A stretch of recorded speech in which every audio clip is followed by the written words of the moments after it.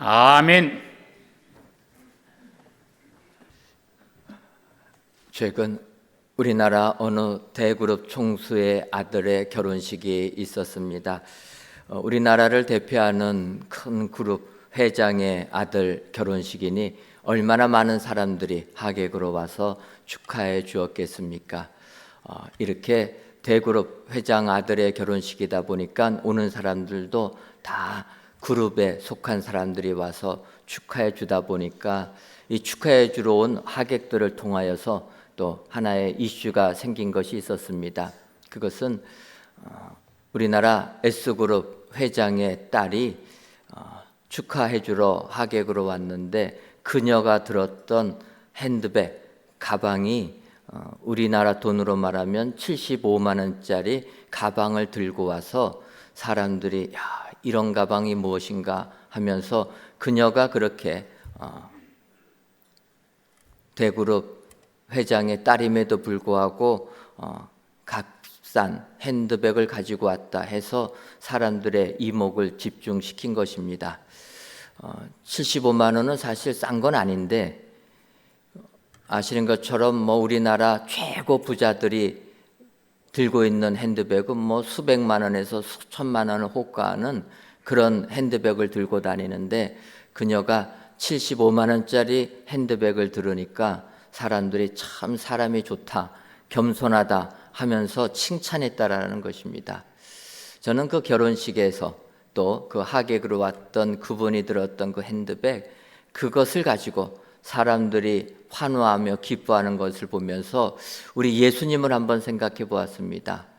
그룹 회장 딸이 75만 원짜리 핸드백을 들었다고 사람들은 좋아하는데 우리 예수님은 하나님의 아들이십니다. 그 예수님이 하늘 보좌를 버리시고 낮고 천한 인간을 입으시고 이 땅에 오셨다라는 것, 이것은 진정으로 우리가 그 예수님께 감사해야 될 내용이라 생각하게 됩니다. 더 나아가서 우리 예수님은 우리를 구원하기 위하여 이 땅에 육신을 입고 이 땅에 오신 것만 해도 감사한 내용인데 오늘 갈라디아서를 보게 되면 우리 예수님은 우리를 위하여서 대속제물로 돌아가신 분이시라 성경이 말씀하고 있습니다. 따라서 오늘 이 시간 갈라디아서에 있는 말씀 가지고 하늘의 은혜를 나누려고 합니다. 오늘 갈라디아서 1장 5절을 보면 영광이 그에게 세세토록 있을지어다. 아멘. 이렇게 바울 사도가 고백하고 있습니다. 영광이 예수님에게 영원 무궁하도록 있어야 된다라는 것입니다. 왜 그렇습니까? 바울 사도가 보기에 우리 예수님 하나님의 아들이심에도 불구하고 인간을 입으신 것도 감사한데 그 예수님께서 우리를 위하여서 십자가의 고난을 당하셨기 때문에 우리는 그 모든 영광을 예수님께 돌려야 될 줄 믿습니다. 따라서 오늘 이 시간 사도 바울이 갈라디아서를 통하여서 우리가 왜 예수님께 영광을 돌려야 되는가, 이 시간 4절 말씀을 중심으로 살펴보면서 우리 예수님께 영광을 돌리시는 은혜의 모든 성도님들 되시기를 주님의 이름으로 축원합니다. 그렇다면 영광이 세세토록 예수님에게 있어야 할 이유는 무엇입니까? 첫째로 우리 예수님은 하나님의 뜻을 따르셨기 때문에 우리가 영광을 예수님께 돌려야 될 줄 믿습니다. 오늘 보면 갈라디아서 1장 4절을 보면 그리스도께서 하나님 곧 우리 아버지의 뜻을 따라 이 악한 세대에서 우리를 건지시려고 우리 죄를 대속하기 위하여 자기 몸을 주셨으니 이렇게 말씀하고 있습니다. 근데 이 4절 중에서 상반절을 보면 그리스도께서 하나님 곧 우리 아버지의 뜻을 따라 이렇게 말씀하고 있습니다. 우리 예수님은 하나님 아버지의 뜻을 따르신 분이라, 바꿔 말하면 하나님 아버지의 뜻에 순종하신 분이라, 순종하셨기 때문에 우리는 예수님께 영광을 돌려야 될 줄 믿습니다. 성경을 보게 되면 성경의 모든 역사들은 하나님께 순종한 순종의 역사라 이렇게 말할 수도 있습니다. 우리가 아는 대로 믿음의 조상 아브라함, 하나님께서 100세에 낳은 아들 이삭을 제물로 바치라고 이야기합니다. 그러자 아브라함은 그 즉시 그 다음날 일찍 일어나서 하나님의 말씀에 순종하여 이삭을 제물로 드리지 않습니까? 믿음의 조상 아브라함도 하나님께 순종의 사람이라. 더 나가서 모세도 마찬가지입니다. 모세가 80세 때에 떨기나무 가운데서 말씀하시는 하나님을 만나게 됩니다. 하나님께서 뭐라고 말씀하십니까? 너 이 미디안 광야에서 양치는 사람이 아니라 너는 이스라엘 백성들을 구원해낼 사람이라. 그러니 미디안 삶을 청산하고 애굽으로 돌아가라. 하나님께서 말씀하십니다. 그러자 모세, 애굽에서 살인죄를 지져서 모세를 죽이려고 하는 그 사지로 하나님 말씀에 순종해서 모세가 돌아가게 되었다라는 것입니다. 또 우리가 아는 대로 엘리사 선지자가 있습니다. 엘리사 선지자, 그의 스승되는 엘리야 선지자가 엘리사를 만나가지고 이야기합니다. 너 하나님의 선지자가 되어라. 그때 엘리사가 어떻게 합니까? 하나님의 말씀을 듣자마자 그는 농사하는 농꾼이었습니다. 그럴 때 농사 도구 다 불탈라 버리고 또 소를 잡아서 백성들에게 나누어 주고 바로 엘리야 뒤를 따랐다라는 것입니다. 성경의 역사를 보면 다 하나님께서 말씀하시면 그 즉시 그들은 그 하나님의 말씀에 순종했다라는 것입니다. 우리가 아는 다윗도 하나님께 순종한 사람입니다. 그런데 다윗이 순종한 것을 보게 되면 참 마음이 짠한 느낌을 받게 됩니다. 왜냐하면 우리가 아는 대로 다윗은 어려서부터 하나님과 함께한 사람입니다. 믿음의 사람입니다. 그래서 골리앗, 블레셋 나라 골리앗 장군이 하나님을 모욕하니까 다윗이 나가서 그를 죽이지 않습니까? 하나님을 비방하는 사람, 그가 죽였던, 피를 흘렸던 사람입니다.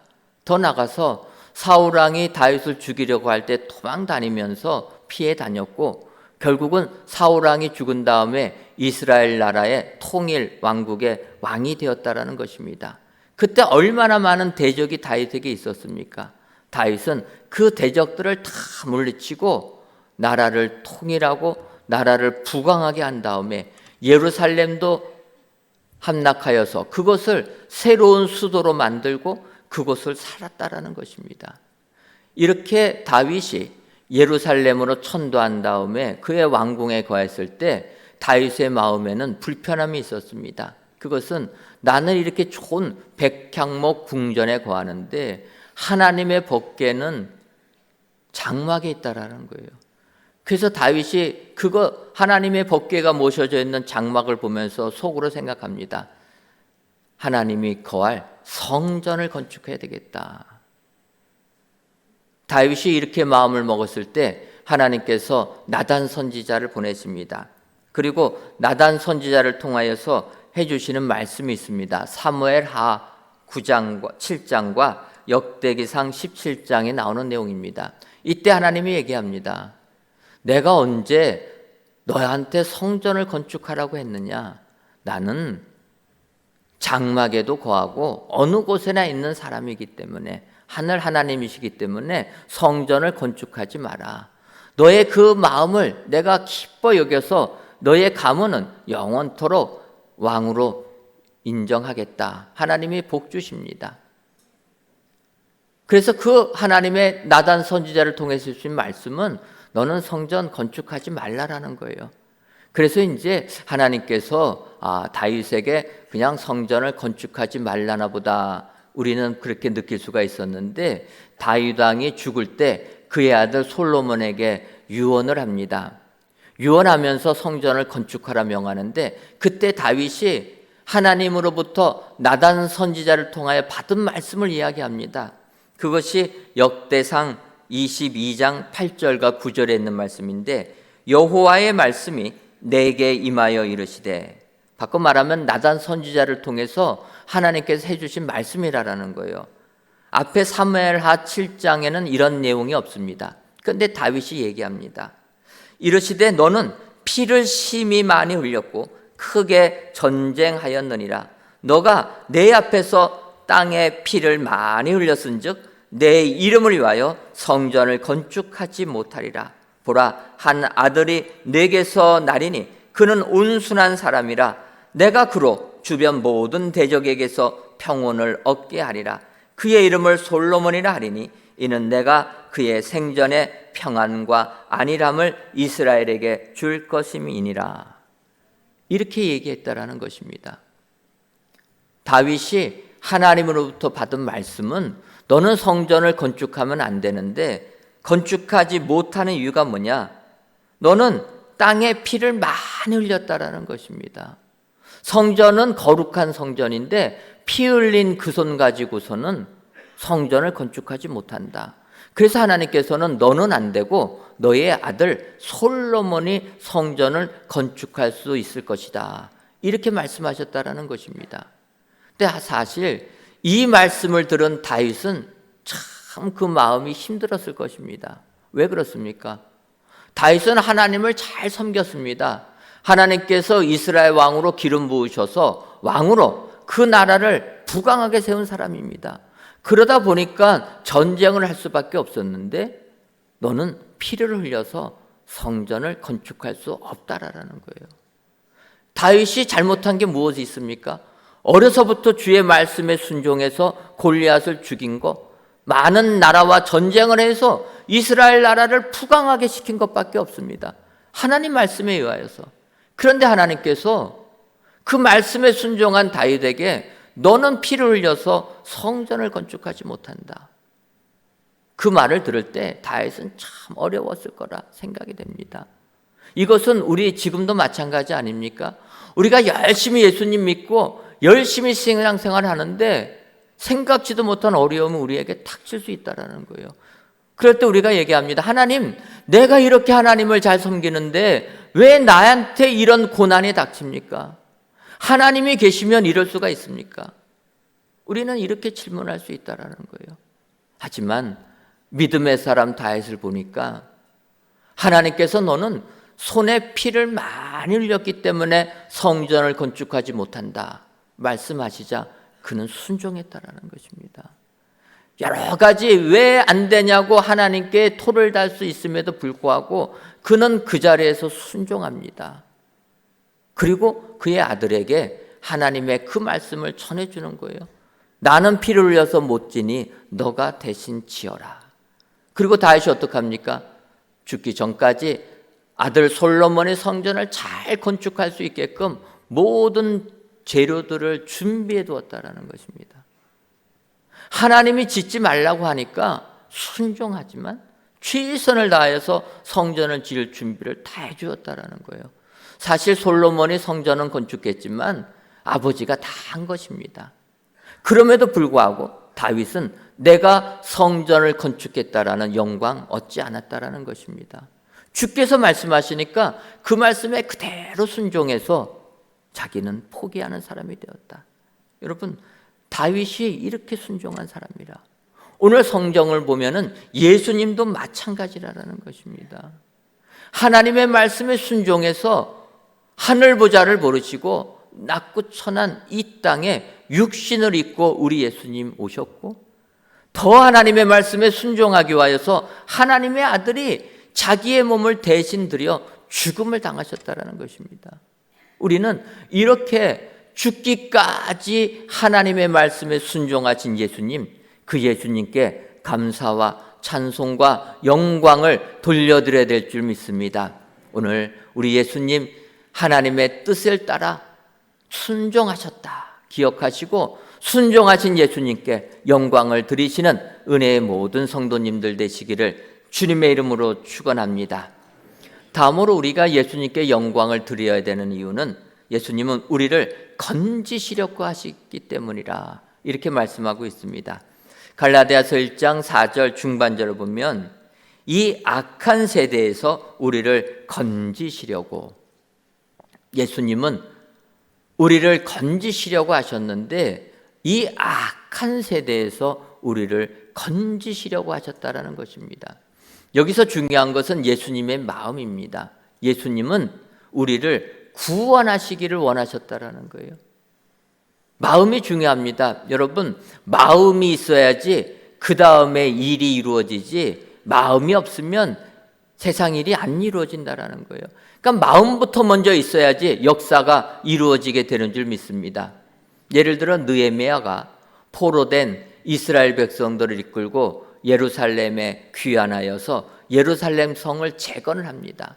그런데 예레미야가 이렇게 위대한 일을 할 수 있었던 것은 예레미야가 그의 마음부터 예루살렘을 향한 사랑이 있었기 때문이다라는 것을 알 수가 있습니다.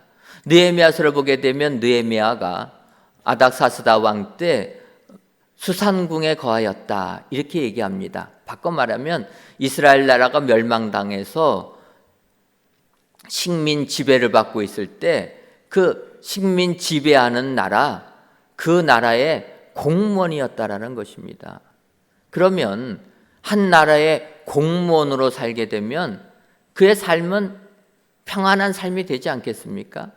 그런데 예레미야는 그 나라에 근무하는 공무원이었음에도 불구하고 그의 마음은 폐허가 된 예루살렘 유대인에게 향하고 있었다라는 거예요.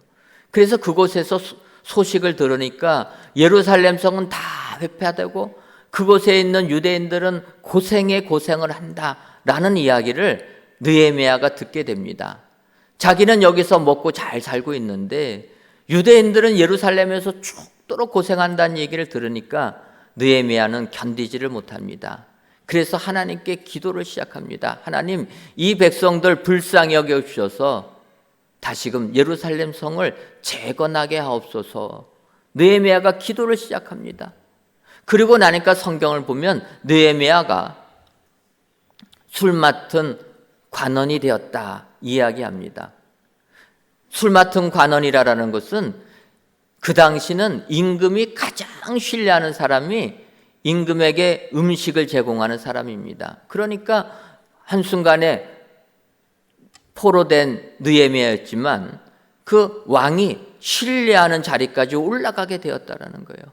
그래서 술 맡은 관원장으로 항상 왕에게 술을 드리는 이런 사람이 되었다는 것입니다. 근데 어느 날 그 왕이 느헤미야를 보니까 느헤미야는 얼굴에 수심이 가득한 것입니다. 그래서 이야기합니다. 느헤미야야, 왜 너의 얼굴에는 수심이 가득하냐? 그러니까 느헤미야가 왕이 느헤미야의 상황을 물어보는 그 순간에 하늘 하나님께 묵도하고 이렇게 얘기합니다. 기도했다라는 거예요. 지금 우리처럼 통성 기도한 게 아니라 마음에서 기도부터 합니다. 그리고 왕에게 얘기합니다. 왕이여, 제가 이렇게 근심이 있는 것은 이스라엘 백성들 나라 망하고 예루살렘 성 다 회파되고 거기에서 죽도록 고생한다는 이야기를 들으니까 내가 이곳에서 편하게 살 수가 없어서 근심이 가득합니다. 왕이여, 부탁하건대 나와 이 민족들 예루살렘으로 귀환시켜 주셔서 예루살렘 성을 재건하게 하옵소서. 느헤미야가 왕에게 이야기합니다. 왕이 그 얘기를 듣자 좋게 여깁니다. 그리고 너 꼭 이 나라에 필요한 사람이니까 언제까지 가서 재건하고 돌아와라. 그렇게 이야기를 합니다. 그러니까 느헤미야가 한 가지를 더 왕에게 부탁합니다. 왕이여, 우리가 서쪽으로 가려면 많은 민족들이 우리의 앞길을 가로막을 텐데 조서를 내려주셔서 우리가 예루살렘까지 귀환하는데 우리를 방해하지 말고 우리가 예루살렘 성을 재건할 때 필요한 재료들을 다 공급해달라 조서를 주옵소서. 그래서 느헤미야는 이 조서를 가지고 예루살렘으로 귀환할 수 있었다는 것입니다. 이 놀라운 포로 귀환의 역사가 일어나게 된 것은 느헤미야의 예루살렘을 향한 마음이었었다는 겁니다. 마음이 있으니까 하나님께서 역사하셔서 이스라엘 백성들을 귀환시켜 주시는 축복을 내려주신 줄 믿습니다. 마음이 있으면, 생각이 있으면, 그래서 기도를 하면 하나님께서 응답해 주실 줄 믿습니다. 오늘 본문의 예수님도 마찬가지셨다라는 것입니다. 예수님은 우리를 건지시려고 그 마음을 가지고 이 땅에 임하셨다라는 것입니다. 그런데 예수님이 우리를 볼 때 우리의 삶이 어떠합니까? 우리의 삶은 이 악한 세대를 산다라는 거예요. 여러분, 우리가 이 세상 사는 게 얼마나 힘들고 어렵습니까? 이 악한 세상에서 산다라는 거 너무나도 어렵다라는 거예요. 물질적인 것뿐만 아니라 정신적으로 육체적인 질병뿐만 아니라 어떨 때는 영적인 질병까지 들어서 우리를 너무나 힘들게 한다는 것입니다. 하루하루 사는 것이 겁나는 세상이 우리가 사는 이 험악한 세상이라는 것입니다. 이런 세상을 살아가는 우리들에게 예수님 이 악한 세대에서 우리를 건지시려고 이 땅에 오신 줄 믿습니다. 그래서 우리는 우리를 구원하기 위하여 이 세상에 오신 예수님, 그 예수님께 찬송과 감사와 영광을 돌려드려야 될 줄 믿습니다. 오늘 귀한 예배를 드리시는 사랑하는 성도 여러분, 우리 예수님은 우리를 건져주시기 위하여, 우리를 구원해 주시기 위하여 이 땅에 임하셨다. 여러분 기억하시고 이 예수님께 찬송과 영광을 돌려드리시는 은혜의 모든 성도님들 되시기를 주님의 이름으로 축원합니다. 마지막으로 우리가 예수님께 영광을 돌려드려야 되는 이유는 자기 몸을 대속 제물로 주셨기 때문입니다. 오늘 보면 갈라디아서 1장 4절을 다시 보면 그리스도께서 하나님 곧 우리 아버지의 뜻을 따라 이 악한 세대에서 우리를 건지시려고 우리 죄를 대속하기 위하여 자기 몸을 주셨으니 이렇게 말씀하고 있습니다. 하반절을 보면 우리 죄를 대속하기 위하여 자기 몸을 주셨다라는 것입니다. 여기서 우선 대속이라는 단어를 생각해 봐야 됩니다. 여러분, 이 대속이라는 단어가 어떤 의미입니까? 이 대속이란 단어는 우리가 잘 알듯이 노예나 죄인을 자유케 하기 위하여서 그 빚을 대신 갚아주는 것, 이것이 대속이라는 것입니다. 요즘에는 노예제도가 없지만 예전에는 노예제도가 있었습니다. 이 노예제도라는 것은 사람을 돈으로 사고 판다라는 거예요.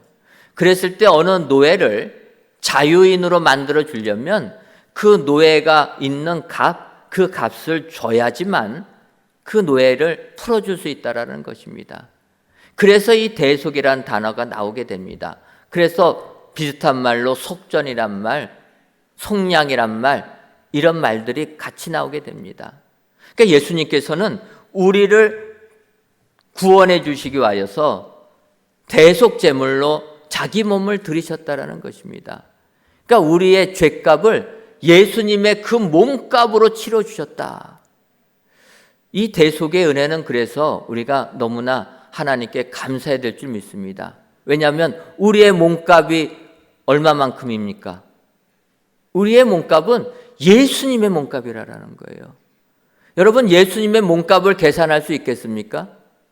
그래서 우리가 예수님 믿고 구원함 받았을 때 우리를 귀하게 여길 줄 알아야 됩니다. 지금 세상이 험악하다 보니까 많은 사람들이 극단적 선택을 하는 사람이 많다라는 거예요. 우리의 생명은 그렇게 싸구려 생명이 아니라는 것입니다. 예수님의 몸값이 우리의 생명값이라는 거예요. 우리처럼 귀한 사람은 없는 줄 믿습니다. 그래서 예수님이 우리를 구원하기 위하여 당신을 십자가에 못 박고 죽이시지 않았습니까? 대속의 은혜로 주셨다는 거예요. 이 대속이라는 것을 예를 들면 요셉을 볼 수가 있습니다. 우리가 아는 대로 요셉, 형제들의 시기를 받아서 노예로 팔리지 않습니까? 애굽의 노예로 팔렸다가 애굽의 총리가 됩니다. 그런데 온 세상에 흉년이 들어서 이제 요셉의 형들이 식량을 구하러 애굽에 내려와서 요셉을 만나게 됩니다. 요셉이 형들을 보는 순간 그는 형들을 시험합니다. 어떤 시험이냐면 이 형들은 나를 죽이려고 했으면 나의 친동생 베냐민도 괴롭게 했겠구나. 과연 이 형들이 그랬을까? 이런 걸 알아보기 위해서 시험을 합니다. 그래서 처음에 요셉의 형제들이 애굽에 내려왔을 때는 베냐민은 내려오지 않았습니다. 아버지 야곱이 베냐민, 요셉도 죽었는데 베냐민까지 나를 떠나면 안 된다, 안 보냅니다. 그래서 형들이 왔는데 요셉이 보니까 베냐민이 없는 거예요. 그래서 다시 얘기합니다. 다음에 올 때는 베냐민도 데리고 와라. 그래서 어쩔 수 없이 양식이 떨어지니까 야곱의 아들들이 다시 두 번째 내려올 때 베냐민을 데리고 내려옵니다. 그때 요셉이 이 형제들이 베냐민을 어떻게 대하는가 테스트를 합니다. 그래서 그들을 다시 돌려보낼 때 베냐민의 자루 속에다가 요셉의 은잔을 집어넣습니다. 그리고 나서 살펴보니까 베냐민의 가방에 은잔이 있는 겁니다. 그때 요셉이 얘기합니다. 잘못한 사람은 베냐민이니까 베냐민은 감옥에 갇히고 나머지 사람들은 고향으로 돌아가라. 그때 유다가 그렇게 얘기합니다. 총리여, 아시는 것처럼 우리에게는 연로하신 아버지가 계시는데 아버지의 생명과 이 동생 베냐민의 생명은 서로 연결되어 있습니다. 지금 베냐민이 잘못해서 이곳 감옥에 갇혀서 고향으로 돌아가지 못하면 아마 연로하신 아버지는 그 충격으로 돌아가실 겁니다. 그러니 내가 대신 베냐민을 대신해서 내가 감옥에 갈 테니 베냐민은 고향으로 돌려보내 주옵소서. 유다가 그렇게 요셉에게 부탁하는 겁니다. 그 부탁을 듣는 요셉, 더 이상 그들을 시험하지 못합니다. 그 마음이 너무나 뜨거워지는 겁니다. 그래서 그들 앞에 자신을 드러냅니다. 형님들, 내가 바로 요셉입니다. 이때 요셉의 마음을 움직인 것은 유다의 말이라는 거예요. 어떤 말입니까? 베냐민 돌려주고 내가 베냐민 대신해서 내가 죽겠다. 내가 베냐민의 대속 제물이 되겠다. 유다가 외치니까 요셉의 마음이 무너져 버렸다라는 것입니다. 저는 지금도 생각해 봅니다. 왜 예수님께서 유다 지파의 가문으로 오셨을까?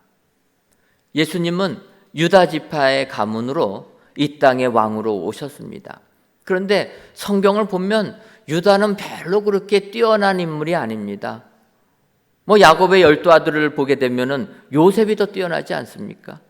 그런데 예수님은 유다 지파의 자손으로 이 땅에 오셨다라는 거예요. 왜 오셨을까? 저는 바로 오늘 이 부분이라. 유다는 그의 동생 베냐민을 대신해서 자기가 감옥에 가겠다. 베냐민의 대속제물이 되겠다. 그렇게 말한 사람이 유다이기 때문에 우리 예수님도 마찬가지로 우리를 구원하기 위하여 이 세상 대속제물로 오셨기 때문에 그 유다가 예표가 되어서 유다의 자손으로 예수님이 이 땅에 오신 줄 믿습니다. 오늘 귀한 예배를 드리시는 사랑하는 성도 여러분, 우리 예수님은 우리의 죄를 대신 갚아주어 우리를 죄의 사슬에서 풀어주시기 위하여 우리 예수님은 그를 몸값으로 들이셨다. 오늘 성경이 말씀하고 있습니다. 우리 죄를 대속하기 위하여 십자가의 고난을 당하신 그 예수님이 진정 우리에게 최고의 은혜요 복이 되는 줄 믿습니다. 따라서 오늘도 이와 같이 우리에게 대속의 은혜를 베풀어 준 예수님께 모든 영광을 세세 무궁토록 드리시는 은혜의 성도님들 되시기를 주님의 이름으로 축원합니다. 이제 사순절 기간이 시작되었습니다. 이 사순절 기간은 예수님께서 우리를 구원하기 위하여 십자가의 고난을 당하시기 40일 전부터 우리가 예수님의 고난을 묵상하면서 그 예수님을 닮으려고 하는 기간이 사순절 기간입니다. 바라기는 이 사순절 기간에 예수님의 대속의 은혜를 기억하시고 그 대속의 은혜에 감사하시며 모든 영광을 예수님께 돌려드리시는 은혜의 모든 성도님들 되시기를 주님의 이름으로 축원합니다. 기도하겠습니다. 하나님, 어느덧 차가운 날씨는 사라지고 봄의 싱그러움을 느끼게 하는 이 계절, 오늘 이 시간 성전에서 또는 각 예배 초소에서 귀한 예배를 드리게 하시니 감사합니다. 이 예배를 기뻐 받아 주옵시고 모든 예배자들은 하나님께만 영광 돌리게 하여 주옵소서. 이 시간 영광이 그에게 있을지어다라는 제목으로 말씀을 주시니 감사합니다. 바라기는 영광이 그에게 있을지어다라는 말씀처럼 영광이 예수님에게 있어야 하는 이유는 먼저 하나님의 뜻을 따르셨기에 우리를 건지시려 하셨으며 자기 몸을 대속제물로 주셨기 때문임을 알아 오늘도 이러한 예수님께 모든 감사와 찬송과 영광을 세세 무궁토록 돌리는 우리 모두가 되게 하여 주옵소서. 예수님의 이름으로 기도하옵나이다. 아멘.